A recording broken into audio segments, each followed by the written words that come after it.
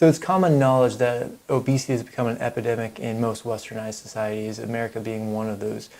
And with obesity, we get a lot of conditions, things like hypertension, diabetes, chronic heart failure, a lot of very bad conditions that can cause morbidity and death later in life. So one of the things that we have to deal with in exercise physiology is how obesity happens and how we measure obesity, measure body fat percentage, and what we can do to correct or prevent this condition. So one of the easy ways of measuring whether or not somebody has obesity, or if they maybe could use a change in weight status, would be to measure their BMI. BMI is simply their body mass in kilograms divided by their meters squared of their height. So it's a real simple, quick calculation. It's really good for when you're trying to do epidemiological studies, so studies when there's hundreds or thousands of people. It's something that doctors oftentimes use, insurance companies use it. There are some downsides to BMI. One of those downsides is the fact that if somebody happens to have a lot more muscle mass than the normal person, it's essentially a height to weight ratio, so that it's going to make them look like they might be overweight or obese. Likewise, if somebody is very, very skinny, has very little muscle mass, but whatever mass they have is mostly fat, it's going to miss that as well. So somebody who is over fat but not necessarily very big is going to look very healthy based on their BMI, even though they're not. So the BMI is a scale where if you're in the low end, so under 18.5 for your BMI, you are considered underweight, and if it gets extreme enough, that can be a cause for concern itself. And then we have normal weight, which is 18.5 to 24.9. So essentially, once you hit to 25, 25 is the start of overweight. Once you hit to 30, that is the start of obesity, and we have different levels of obesity where it gets progressively more severe. So it's not just whether or not somebody has too much body fat or too much body mass, it is also where that body mass lies. So that's where looking at waist or waist to hip circumference is useful. So waist circumference, if you are a male and you have a waist circumference of more than 102 centimeters, or a female and have a waist circumference of more than 88 centimeters, you are at higher risk for things like diabetes and heart disease later on in life. Likewise, if you have a waist-hip ratio, so looking at the waist being the skinniest part of the the lower abdomen, usually near the belly button, versus the widest part of the hips, usually right around the butt, that is the waist-to-hip ratio. And if you are greater than 0.95 for men or 0.80 for women, you are again at greater risk for having health complications later on due to your weight status. And the idea here is that if you're carrying the waist in your abdomen rather than in other places like your thighs or your butt, you're going to be at greater risk, because in the abdomen are all the organs of the body, and if your fat is sort of in there and intertwined with those organs or putting pressure on those organs, it's going to increase your risk of, again, having some sort of health complications later in life. So again, I said using BMI, there's some issues with BMI, especially when you're looking at young, relatively fit people, but one of the reasons why we use it is because it's so simple, so quick. So very large studies or population-based studies, so when, for instance, the CDC, the Center for Disease Control in the United States, wants to look and see if there really is an obesity epidemic in the United States, they're not going to go and try to measure everybody's body fat percentage. It's too labor intensive. So what they do is essentially look at their height, look at their weight, and then calculate their BMI from that. And so it's something they can do on a grand scale. So every state, thousands upon thousands of people can do this, and it's relatively quick in comparison to if they were to do a true body fat percentage measurement. So based on that, the United States has been doing this for several years now, and based on the most recent data that they have put out, a little under 38% of the US population is obese, so it's a really high percentage. Likewise, a little under 33% is overweight. So if you put that together, we're talking over 70% of our population is either overweight or obese. It truly is a massive problem in the United States, and it's not the United States alone. This is something that's happening sort of worldwide in more developed countries. It's us, it's the United Kingdom, it's Mexico, Australia. Lots of countries that have high development rates are having this issue. So you can see here this map, it's a recent map, so it's 2015, showing the obesity of different states in the United States. And typically it's the poorer states in the southern states where you're going to see the highest rates of obesity. So you can see Louisiana, Mississippi, Alabama have very high rates, as well as West Virginia. But in general, the South is the darker colors, which means higher rates of obesity. And some of the northern states and western states are lighter colors, which tend to be slightly lower obesity rates. We're still talking, though, the states with the best obesity rates are somewhere in the 20 to 25% rate. So it's really high still. So what affects obesity? One of the things that affects obesity and your ability or your chances of developing obesity is your basal metabolic rate. So basal metabolic rate is another term for resting energy rates or resting energy need, and it's a very controlled measurement of resting energy requirement. So in order to do a basal metabolic rate, there's a series of controls you have to do. You have to have the person laying supine, so laying on their back. You have to have them rested for a period of several hours. Usually this is done as soon as people wake up, so that they will have been rested all night long. That can't be after a recent meal. Lots of criterion like this to make sure that the person has the lowest level of metabolism possible for that individual. And so when you measure that number, that is the basal metabolic rate. And it represents how much energy your body would need in order just to sustain yourself, so you don't gain or lose weight, but just to sustain sort of life necessary processes in the body. So the heart beating, maybe your lungs moving, your brain functioning, those sorts of things. So about 60 to 75% of total energy need is represented by the basal metabolic rate. So with this, it tends to be a little bit lower in women than it is in men, and it also tends to decline with age. So also, when you are dieting, your basal metabolic rate is going to go down, or your resting energy rate will go down, which is really the important thing. So your resting energy rate is going down when you're dieting because your body is sensing a lack of energy coming in, and so it starts to lower the processes of the body that require energy, so that you can sustain yourself, because your body doesn't know that you're trying to lose weight. Your body just sees that there's not as much energy coming in as normal, so again it starts to sort of calm things down and decrease the energy need. But if you're trying to lose weight, this is not necessarily a good thing, because you're dieting, you're bringing in fewer calories with the hope of losing weight, but then your resting energy requirements start to go down, which means it's going to kind of balance out at a lower level of energy intake. So one of the ways that we can prevent this is through exercise. And so dieting by far is the easiest way to lose weight. If you think about eating a Snickers bar or a Hershey's bar or something like that, one Hershey's bar, which you can eat in a couple of minutes at most, is going to have several hundred calories, 300 calories or something like that. 300 calories lost during exercise, you're talking about running 2 to 3 miles. So there's a huge difference between the required effort to lose those calories through exercise compared to what you could lose those calories through just not eating the food. However, again, like I mentioned, if you are just dieting, if you're not doing the exercise component, your resting energy rate is going to go down, which is going to affect whether or not you're able to lose weight.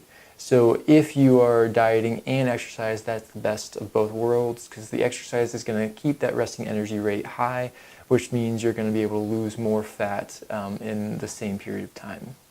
So simply speaking, weight loss it really is as simple as calories in versus calories out. So this graph here, you can see if your calories consumed are much higher than your calories burned, this is both through resting energy rate as well as your physical activity during the day, then you're going to increase weight.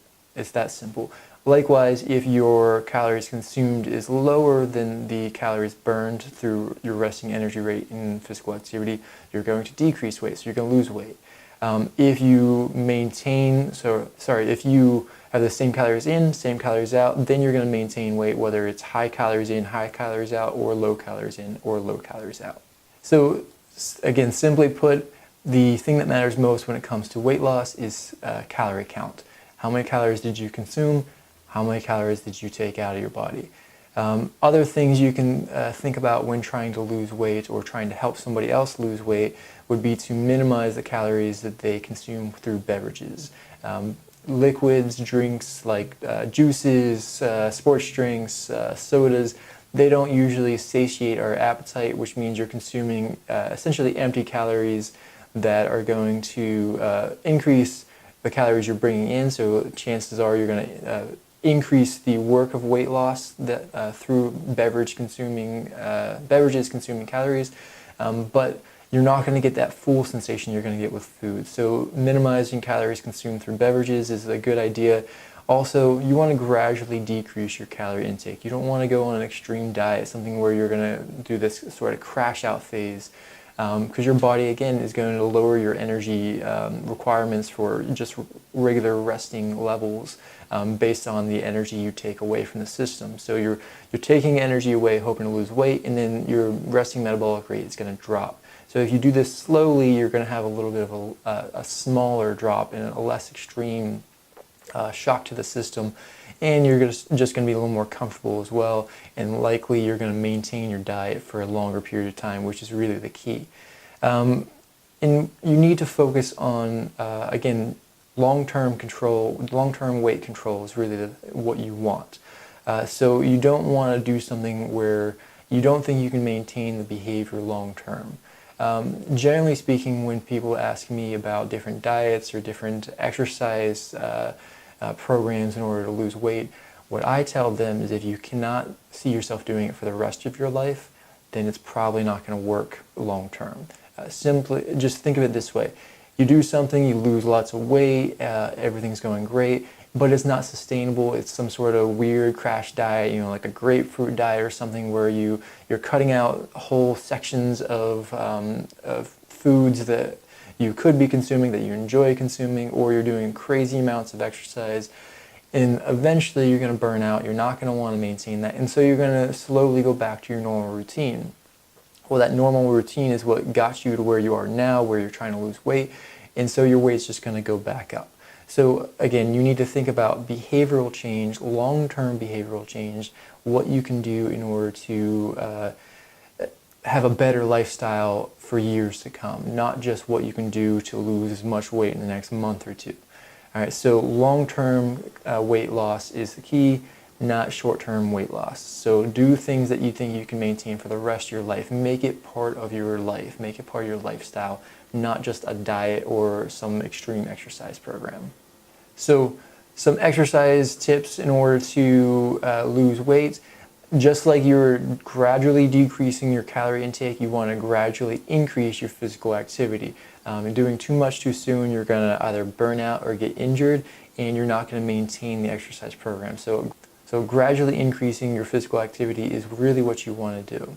You also want to decrease your sedentary time. So these sound like the same thing, but they're not necessarily. Let's say, for instance, you went from doing nothing to running 5 miles a day. It's going to be a huge impact on your life. You're going to hopefully lose a little weight from it. You're going to feel better. Lots of really great things are going to happen from that. However, let's say that takes you 35 minutes or even an hour. That means you're now exercising 1 hour of your day, but you still have 23 hours of your day that you're sedentary.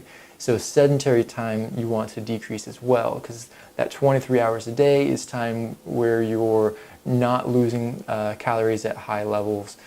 You're not exercising the bodily systems that keep you fit and healthy. and you're allowing some things to happen, so hormonal changes and things that are going to make it harder for you to lose weight and also decrease your health long term. So again, it's not just how much physical activity do you have, but it's how much sedentary activity sedentary time do you have as well. So you want to increase physical activity, decrease sedentary time. So generally speaking, if you want to maintain your weight, you want to get around 150 minutes of moderate exercise every week. So by moderate exercise, I'm talking a brisk walk to a light jog, something like that. So it's not a really high level of exercise intensity we're talking about here, but you want to just be moving. If you're trying to lose weight, now you need to double that. So instead of being 150 minutes a week, you want it over 300 minutes per week, because 150 minutes a week is really just going to maintain your bodily systems. For somebody used to doing absolutely nothing, you're probably going to lose a little weight, but it's not going to be much. You really need to increase your exercise time quite a bit in order to lose weight through exercise. So just because they've become so popular recently, I wanted to have a quick moment about high protein, low carbohydrate diets. So these diets do cause dramatic weight loss quickly.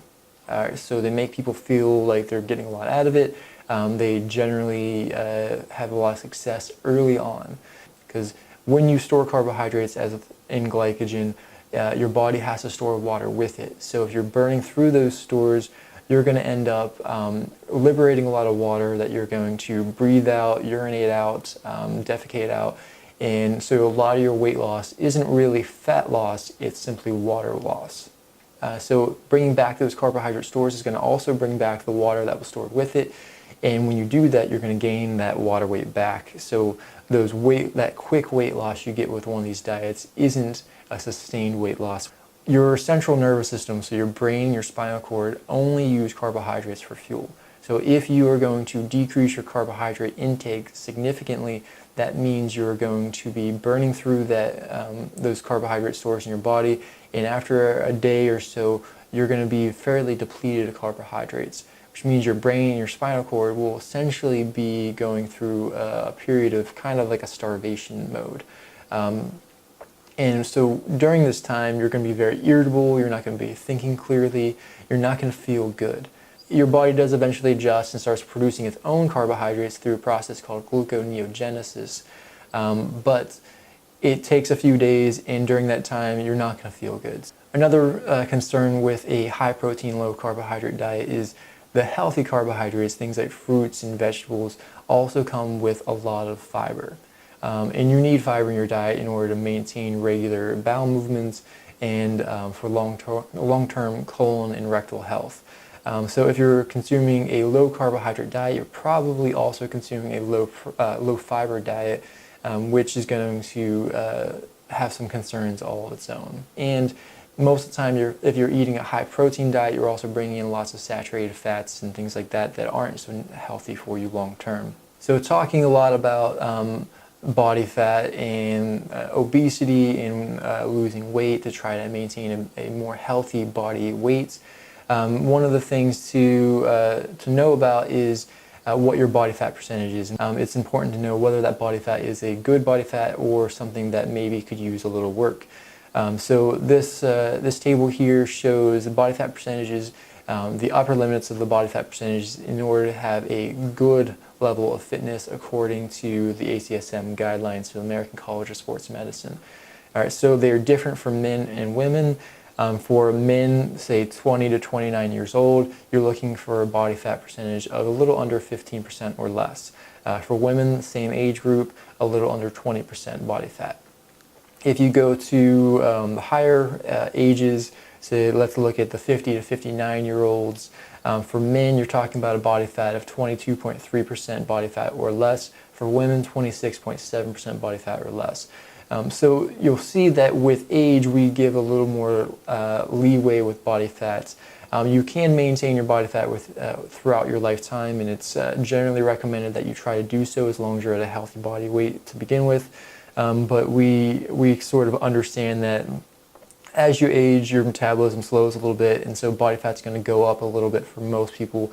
And so the healthy category, or the good category, is a little more lax with aging. Another thing you're going to notice with this table is that men tend to have lower body fat needs than women do.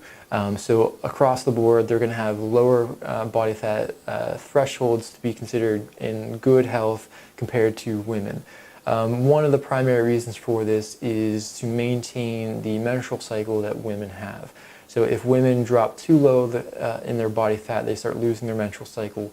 And that comes with some potential complications, things like low bone density later on in life. You don't want to be too low. Men, you want to have at least 3% body fat. Women, you want to have at least 10 to 13% body fat. Again, and the difference there being in order to maintain the menstrual cycle and to have sort of good female reproductive health. And this lower limit of body fat for health, this 3% for men, 10 to 13% for women, is what's called essential body fat. Once you start going below this, your body's systems start to malfunction. So on the high end of things, we're concerned with obesity. On the low end of things, we're concerned with things like anorexia and bulimia and other eating disorders. You do have an optimal weight. You don't want to be too low. You don't want to be too high. The calculation of the optimal weight, if you know what your fat-free weight is, which all you have to do is figure out how much your body weight is fat, so you get your body fat percentage, and then everything else is fat-free weight. So your fat-free weights divided by 1 minus your optimal body fat percentage, whatever you perceive as optimal for you, that will give you your optimal weights. So I hope that was useful. I'm going to have some other videos coming talking about nutrition and body composition. Come back for one of the other videos and we'll keep talking about this subject. Thanks.